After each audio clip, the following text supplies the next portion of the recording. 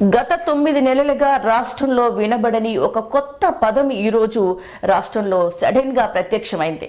గత 9 నెలలుగా మహిళల మీద ఎన్నో అఘాయిత్యాలు జరుగుతున్నా కూడా హాస్టల్స్లలో, గురుకులాలలో అమ్మాయిల అనుమానాస్పద మృతులు జరుగుతున్నా కూడా, ఎంతో మంది మీద దాడులు, అఘాయిత్యాలు జరుగుతున్నా కూడా, గత 9 నెలల్లో క్రైమ్ రేట్ విపరీతంగా పెరిగినా కూడా ఏనాడు స్పందించని, అసలు రాష్ట్రంలో ఉందా లేదా అన్నటువంటి మహిళా కమిషన్ అనే పేరుతో ఈ రోజు సడన్ గా ట్విట్టర్ లో ప్రత్యక్షం అవడం జరిగింది. ప్రతిపక్ష నేత కేటీఆర్ చేసినటువంటి వ్యాఖ్యల్ని వ్యతిరేకిస్తూ ఈరోజు మరి మహిళా కమిషన్ ఈరోజు మాట్లాడడానికి ముందుకు వచ్చింది.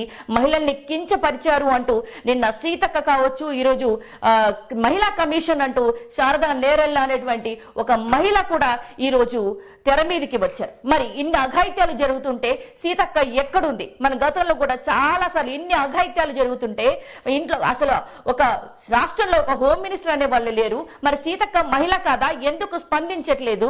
సీతక్క ఎందుకు వచ్చి చూడట్లేదు?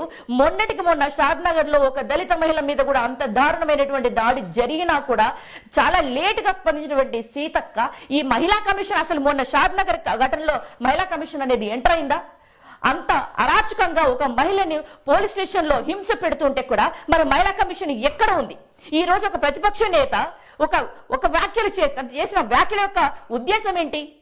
మహిళలకి సదుపాయాలు ఇవ్వండి, సరే మహిళలు తమ ప్రయాణంలో ఏ పనైనా చేసుకుంటారు, కానీ బస్సుల సంఖ్య పెంచండి.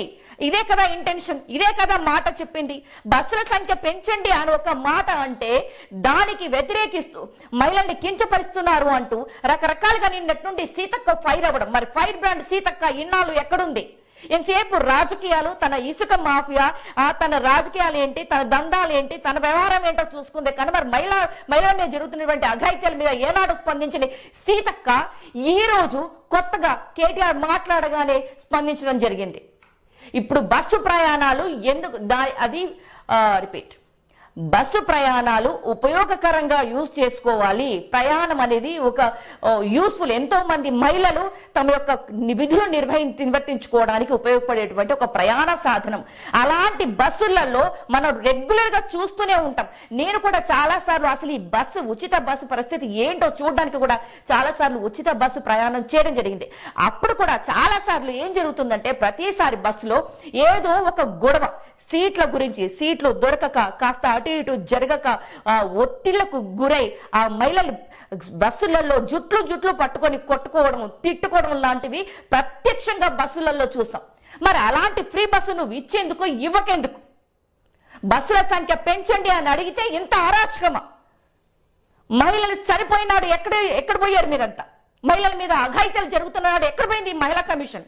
ఈ రోజు కొత్తగా అంటే ఈ మహిళా కమిషన్ అనేది అధికార పార్టీ తొత్తులుగా పనిచేస్తుందా? ఈ రోజు చూస్తాం మనం శారదా నేరాల గారి మహిళా కమిషన్ అని అక్కడ సీనియర్ అంటే కాంగ్రెస్ లీడర్ల యొక్క డీపీలు పెట్టుకుని కాంగ్రెస్ లీడర్ల యొక్క మనుషులుగా పనిచేస్తూ అధికార పార్టీకి తొత్తులుగా ఉంటూ ప్రతిపక్ష పార్టీ నేతలు మాట్లాడినప్పుడు మాత్రమే స్పందించినటువంటి ఈ మహిళా కమిషన్ రాష్ట్రంలో ఉండేందుకు, లేకెందుకు? గత 10 ఏళ్లుగా రాష్ట్రం చాలా సేఫ్ రాష్ట్రంగా మనకు పేరు తెచ్చుకున్నాం. తెలంగాణ రాష్ట్రంలో మహిళలకు పరిపూర్ణ రక్షణ, పరిపూర్ణ రెస్పెక్ట్, ఒక విలువతో కూడుకున్నటువంటి జీవితాలు రాష్ట్రంలో చూసాం. ఈ రోజు కాంగ్రెస్ ప్రభుత్వం వచ్చిన తర్వాత మహిళల మీద క్రైమ్ రేట్ పెరిగింది. దానికి ఏనాడు స్పందించని మహిళా కమిషన్ ఈ రోజు కేటీఆర్ ఏదో మాట్లాడారని ఈ రోజు నిరసన కార్యక్రమాలు చేపడతారంట. సిగ్గని పెంచట్లేదా మీకు? ఒక మహిళ మీద అరాచకంగా రాత్రుల్లో స్టేషన్లో పెట్టి అంత విపరీతమైనటువంటి టార్చర్ పెట్టినాడు. ఏమైంది మహిళా కమిషన్? గురుకులాలలో హై స్కూల్ విద్యార్థినీలు అనుమానాస్పదంగా మృతి చెందుతుంటే ఏమైంది మీ మహిళా కమిషన్? అంటే అపోజిషన్ పార్టీ కోసం, అంటే అధికార పార్టీ తొత్తులుగా ఉండి ప్రతిపక్ష పార్టీలను విమర్శించడానికి మాత్రమే పనిచేస్తుందా? రాష్ట్రంలో శాంతి భద్రతలు ఏమయ్యాయి? ఒక మహిళ మీద అత్యాచారం జరిగితే, ఒక మహిళ మీద దాడి జరిగితే కేసీఆర్ స్పందించిన తీరు దేశం మొత్తం మాట్లాడుకుంది. అది లా అండ్ ఆర్డర్ అంటే. కొత్తగా ప్రతిపక్ష పార్టీ నేతలు మాట్లాడిన మాటల్ని విమర్శించడానికి మాత్రమే కాదు మహిళా కమిషన్ ఉందంటే. మహిళల రక్షణ మహిళా కమిషన్ బాధ్యత. మహిళలకి అన్యాయం జరిగినప్పుడు స్పందించాల్సినటువంటి మహిళా కమిషన్ ఈరోజు ప్రతిపక్ష నాయకుడు మాట్లాడినటువంటి మాటలకి మాత్రమే స్పందిస్తుంది అంటే సిగ్గుచోటు. ఈ మహిళా కమిషన్ ఉన్నా ఒకటే, లేకపోయినా ఒకటే. అమ్మా శారద గారు, మీరు మహిళల రక్షణ కోసం పాటుపడండి. బస్సుల సంఖ్యలు పెంచమనండి. మహిళల కోసం ఇలా వేశారు కదా ఉచిత బస్సు అనేది, ఒక తాయిలాలు ఇచ్చారు కదా, ఆ ఉచిత బస్సుల సంఖ్య పెంచమనండి. బస్సులలో కండక్టర్లు నిన్నటికి నిన్న వార్త వినలేదా మీరు? స్కూల్కి వెళ్తున్న విద్యార్థినిలు ఆధార్ కార్డు బ్యాగుల నుండి తీసి చూపించడానికి కాస్త లేట్ అయిందని కండక్టర్ చాలా బూతులు తిట్టి పిల్లల్ని అవమానిస్తే రోడ్డు మీద విద్యార్థినిల్ని దింపేశారు, హై స్కూల్ విద్యార్థినిలు. దానికి కారణం ఏంటి? బస్సుల సంఖ్య సరిపోకే కదా. ఇక్కడ కండక్టర్లు కూడా పడుతున్నటువంటి బాధను మనం అర్థం చేసుకోవాలి. ఎలాగో ఫ్రీ బస్సు ఉంది కదా అని చెప్పి ఇష్టం వచ్చినట్టుగా బస్సులు ఎక్కి వాళ్ళకి కండక్టర్లను ఇబ్బంది పెడుతున్నటువంటి సందర్భాలు ఉన్నాయి.